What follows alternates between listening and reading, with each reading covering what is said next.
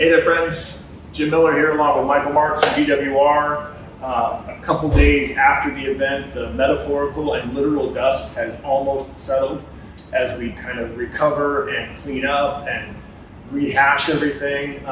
Man, what a weekend. An absolute amazing time in some very, very challenging conditions. Do you have any thoughts overall on how it went and how you're feeling about it? How is it that you don't have laryngitis after that? The pipes are a little rusty. Yeah, I gotta tell you. like the strongest vocal cords ever. Probably even more strong than Celine Dion. Well, I don't know. Yeah, I know you're a fan of hers, so I thought Our time will go on. Yeah, I don't. Has the dust settled though? Really? I mean, it was so dusty in Black Canyon and 100 degrees.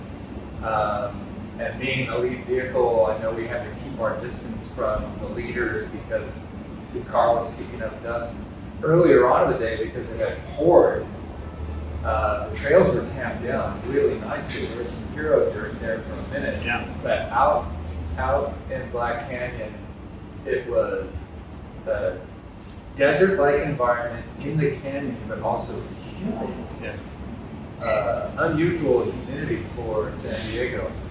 So it was cooking the riders. Trains going by.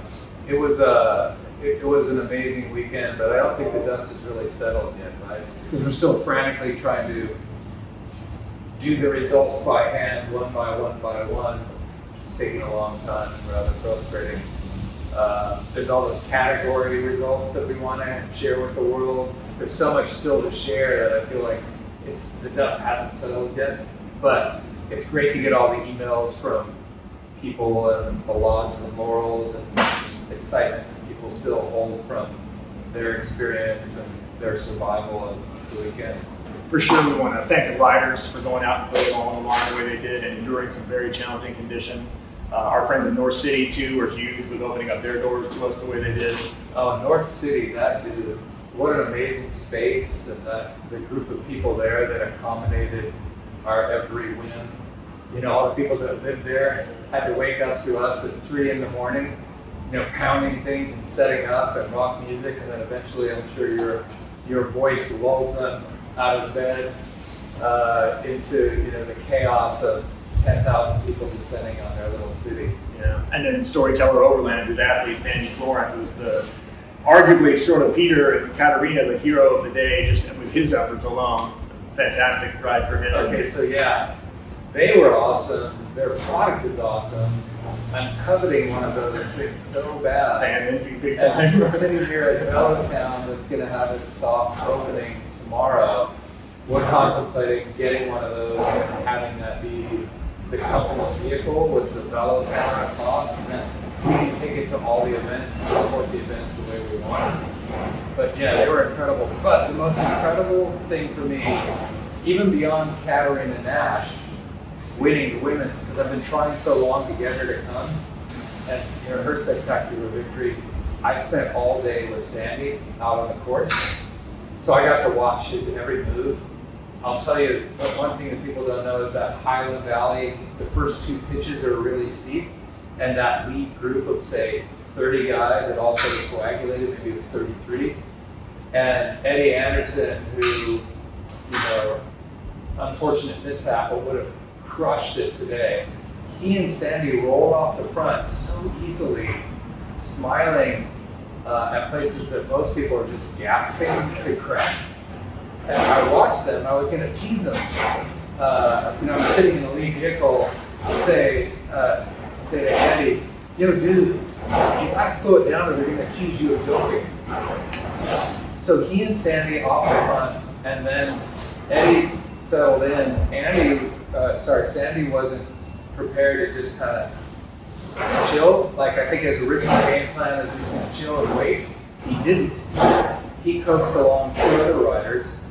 He drove the front with 100 miles to go, and he did not relinquish the front. In fact, he was alone a long time until Pete caught him on the final climb, halfway up the final climb. So he spent 100 miles out there alone. He did have 2 guys, and then he had 1 guy, Steven. But even then, Sandy was really driving the pace. Yeah. and Steven is a monster and was pulling, but like Sandy wouldn't flick his elbow, wouldn't say anything, super quiet, super nice. I would go up to him and ask him, hey, you need a Coke, you need a water? And he'd kind of think about it and go, yeah, I think I'll have a Coke. You know, just like nonchalant. And I thought, when is this guy gonna break? He didn't. He did. It was amazing. It was only because of Peter's effort to come by him that he Boy, was still out there. Peter had something left. Oh, yeah. Peter's day, Yeah. 4 times he had to stop with neutral support to fix his bike. 4 times. Chasing back in every time. Burning those matches. Then he would catch guys that had been dropped from the lead group that he's chasing, and literally he came up alongside of us and said to 2 of the guys, get on my wheel, I'm going to tow you up to the leaders. And then he did that. And he did. And he did that gladly, and I watched them thank him. Once they rejoined the front group, Sandy was off the front. Once they rejoined, they like, you know, thanks, Pete. I think that's how you do it, with class. Yeah. And ultimately he won. But yeah, Sandy was absolutely amazing. That had to have been a breakout performance for him, at least in the world of gravel, because he's such a great mountain biker. Yeah. So yeah, fan for life of that kid. We'll be hearing about him for a long, long time to Yeah, come. it's unbelievable, that performance. But the cool thing is that we heard stories like that from everybody in every age group across all dynamics. And that's the part I think that you walk away feeling really good about. People telling you have a great time. They're crusty, they're dirty, they're ugly. You know, they've been out on the bike for Stinky too. really, yeah, not Like, did you use the porta potty? Yeah. You're not gonna ask them. But thank you to the riders. Thank you to all of our sponsors. And certainly Hammer. Like, people would not have made it out of that day the way they did were it not for Hammer's great support of the event. Yeah, that hydration, water, electrolytes, those things are vitally important. There were 9 official feed zones. There were 30 official vehicles out on the course supporting the riders. In fact, fortunately for Pete, each of the 4 times that he had to stop, he was not alone for more than 2 seconds. He had neutral support on him the whole time. I also watched Ted King flat going down Highland Valley, and miraculously he kept it upright, and neutral support was literally there as if they knew it was going to happen. Got him a cartridge, and away he went, chasing the group again. So just that kind of support out on the race course is, I think, a hallmark of the event. We provide more support, more aid stations, more neutral support, CHP escorts, all of that to make the daunting challenge of 132 miles this year in that heat with 12,000 feet of climbing. That challenge is enough. So we figured let's make it as easy as possible for them to be hydrated and safe and healthy and have a great experience. Yeah. And that's always been something that we pay a lot of attention to. Yeah. I mean, any final thoughts? I know we're still working on the results day, and we'll do the best we can to get them out as soon as we can. I know that's a bummer, probably more for us than anybody else, and it means so much to us to get it done right. And I know we're working on it really hard. Well, what I'm really curious to see is, I always love the dynamics of the different categories. So how did Sandy, in his steady effort off the front, how does he compare with some of the other people in the King of the Dirt or the King of the Mountains?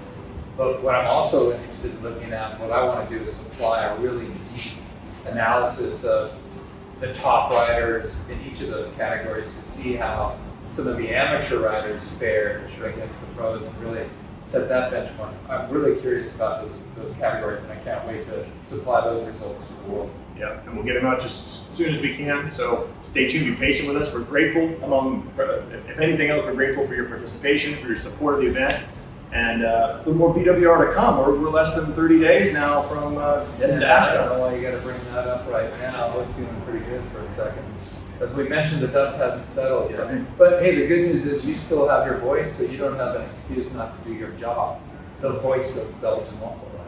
We'll get there. We're looking forward to it.